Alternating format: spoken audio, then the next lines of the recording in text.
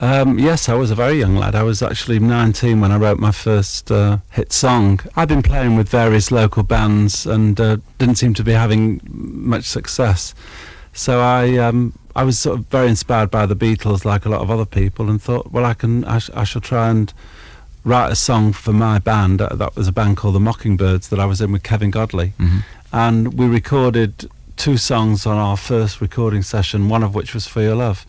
Well, fortunately or unfortunately, the record company turned For Your Love down, and it was at that point that we got it placed with the Yardbirds, and that was it. I was off and running as a songwriter. So your name was banded about then, presumably. Did you write other stuff on commission then, or did you just write it and then try to sell it? Well, after I'd written For Your Love, the Yardbirds asked me for another song, so I wrote Heart Full of Soul specifically for them.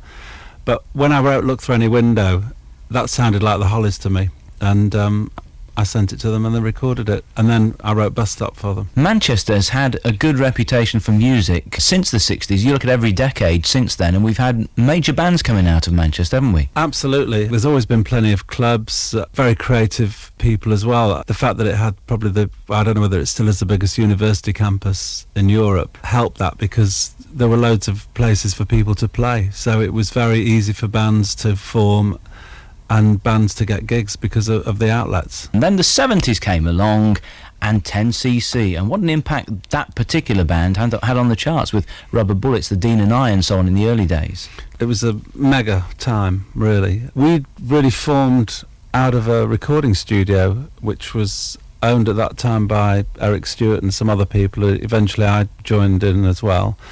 And Eric, myself, Kevin and Lol were basically like the house band. We would play on anybody's record, we'd write for people, produce people. And we did an album with Neil Sedaka, and after we'd done that album we thought we'd put so much into that, producing it and making it the album it was.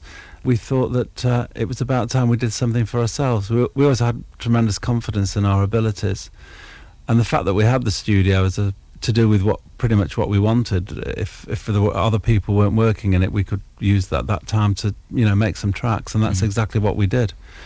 And eventually there was a song that Eric and I had written called Waterfall that we were going to put out with Apple Records, and it was quite imminent, this release, and we hadn't got a B-side. And being a democratic bunch, because Eric and I had written the A-side, we asked Kevin Lol to do the B-side.